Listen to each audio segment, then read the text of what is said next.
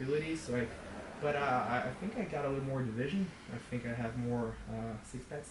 I got a little more. I think it's easier for me to cut weight, but it's also harder for me to gain weight. But just yeah, basically that. Did you get nervous before the big competitions and stuff? Or how do you deal with that? Me nervous? Yeah. I do get nervous. I think that my dad says that all the time.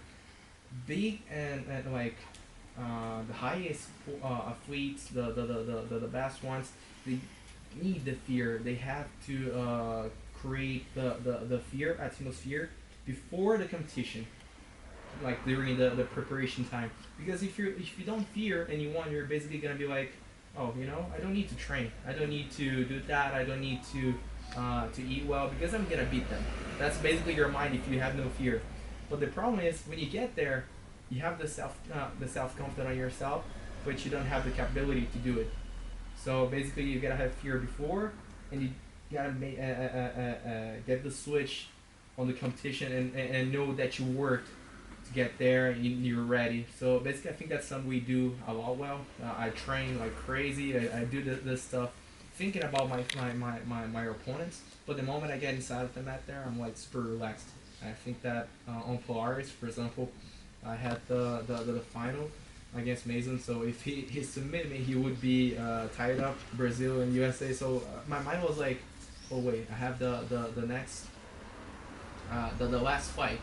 If he submits me, then we're gonna be tied. So the responsibility was like very big on my back. So I was like, you know what? It's fine. It's like something that I felt relaxed. It was something that I felt happy for. So it just depends, I think, on the person, like the way you take it, the way you do it. Yeah. I think I saw you were brown belt when you were against Thailand. Yeah. And I could see that you were really determined, and it felt like you were really strong with your approach, like you kept going and going. So just wondered, how do you build up mental determination to actually keep fighting when the guy is so good at Yeah, I think that's something that my dad knew how to do very well since I was like a little kid. You can tell that everybody here is always like trying to look for the submission, trying to get to the most of the fight. And that fight is specifically with Tannen. I know that many people were like, oh no, we saw Mica with many talented people, we saw him fighting with many tough guys, but we gotta see him fighting Tannen because he's like the top guy at the moment. And that was on my mind, like something that I was like, oh, you know what, I gotta prove myself, I gotta go there and give my best. So the moment I got into this fight, I wasn't like paying attention to just like backing up or like being strategy and winning the fight. I was basically thinking all the time about attacking, like, you know what, let's give it all and like see what comes out. Thank you. No? Question? No? Yep. Why do you always go for submissions? You don't play for points a lot in your fights, or is it just it happens? I think that's the objective of jiu-jitsu, right? Yeah. If you basically maintain to only points, even the people, not even, I think also the people watching outside, they don't like it if you just like try to hold the fights. If it's like a 10 minutes fight and you just like get one advantage and you win by it and you're like, hey, sorry. If you win sometimes by advantage, I don't think it's wrong, but I think you can choose to get a little more. Sometimes some people, they have a lot of talent, they have enough to go there and give a little more of themselves, but they just like restrain yourself from like being the best version of. So do you always go for submission even if you think you're gonna lose? I kind of don't care about losing or winning. Of course, I want to win at all costs. Like all the time, I want to be like on the top spot. But I think that displaying a good jiu-jitsu and displaying a good performance for me, it's the most important thing. If I played well, if I went there, I gave my best, I had a good performance, I displayed everything that I discussed with my coach and what I did on my training sessions, I think for me is enough.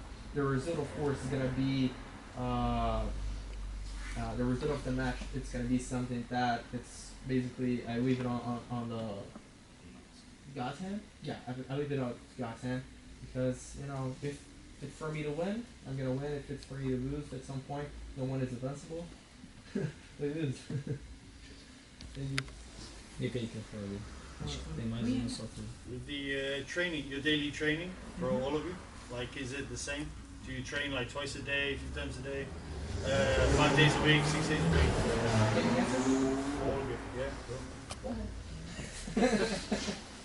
Yeah, we usually train two or 3 times per day, and also it's not like we study, no. It's a training. We do mental. We have mental coach.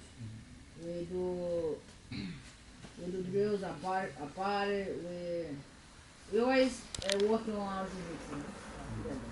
Would the first session be like drills? Yeah, always for second separate session. jiu-jitsu and then physical preparation. And depends on the day, we do mental coach, or we do drills, or we do one more session of jiu-jitsu. But this is the routine. Just varies up. Yeah. We started actually like doing 5-6 sections a day. Yeah. We were like crazy, but at some point we were getting like overtraining. Yeah. We were like fainting. Do you find that still? Like you still overtrain? Often? Like teaching as well? I don't know if you guys still teach or anything we like do that for teach. the day? And balancing that there. But the thing is, we kind of learned a little bit that we want this for our whole lives. We want to do it like for 10, 20, 30 years if possible. So we kind of realized that we couldn't keep up the same pace as before, like 6-5 sessions a day.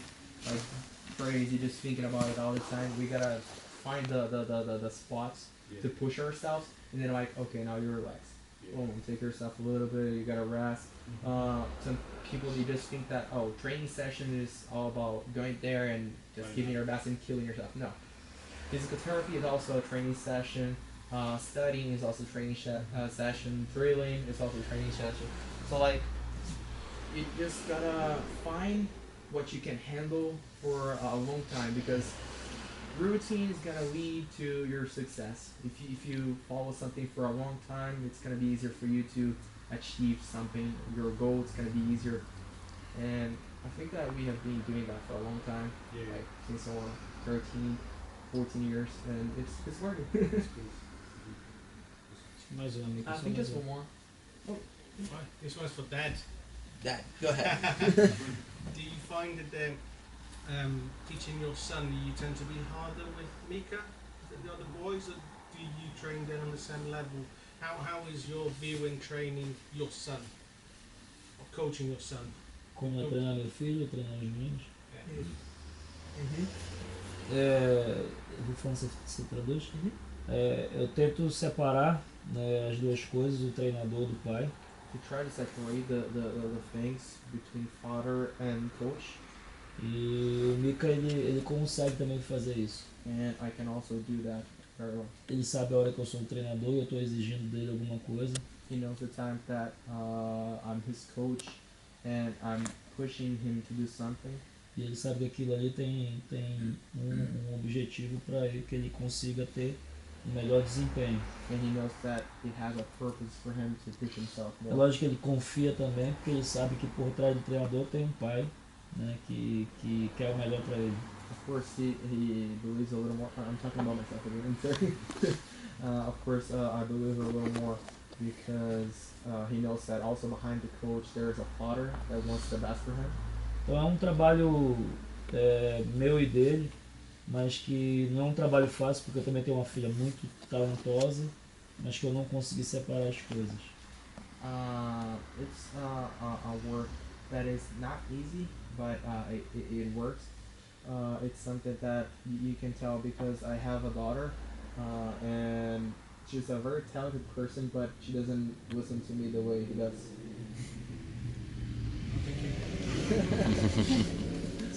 Então é isso, né? I think that's it. Thank you guys.